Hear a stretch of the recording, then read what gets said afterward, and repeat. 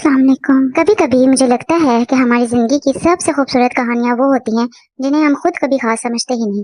हर सुबह एक नई शुरुआत होती है। अलार्म बजने से पहले ही जहन में दिन भर के कामों की फहरिस्त बनना शुरू हो जाती है।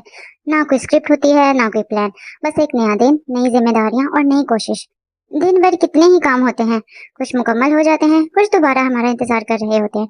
कभी घर को तरतीब देना, कभी किचन को साफ करना, कभी कपड़ों का ख्याल रखना, कभी खाना तैयार करना। बज़ाहिर ये सब काम आम लगते हैं, लेकिन हकीकत में यही छोटे छोटे काम एक खूबसूरत जिंदगी की बुनियाद बनते हैं। हम अक्सर दूसरों की कामयाबियां देखकर मुतासिर होते हैं, मगर शायद हम ये भूल जाते हैं कि हर कामयाबी की शुरुआत अपने मामूल को निभाने से होती है। जो शख्स अपने रोजमर्रा के काम जिम्मेदारी से करता है, वो जिंदगी के बड़े इम्तिहान सब्र से गुजार लेता है। जिंदगी हमेशा तेज नहीं दौड़ती, कभी कभी ये बहुत आहिस्ता चलती है, और इन्हीं आहिस्ता चलने वाले लम्हों में हमें सुकून भी मिलता है। ताज़ा पके हुए खाने की खुशबू, साफ सुथरा घर, तरतीब से रखी हुई चीजें, और दिन के आखिर में ये एहसास कि आज का दिन भी कितना अच्छे से गुजर गया। शायद खुशी की असल तारीफ यही है।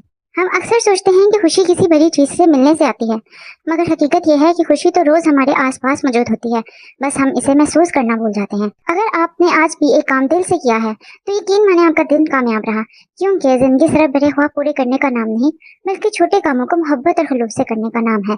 तो आइए आज के इन सादा लम्हात को यादगार बनाते हैं। जल्दी नहीं, मुकाबला नहीं, बस एक एक लम्हा जीते हैं शुक्र के साथ। अगर आपको भी ऐसी पुरसुकून और हकीकी जिंदगी की झलकियां पसंद है, तो इस सफर का हिस्सा बन जाइए।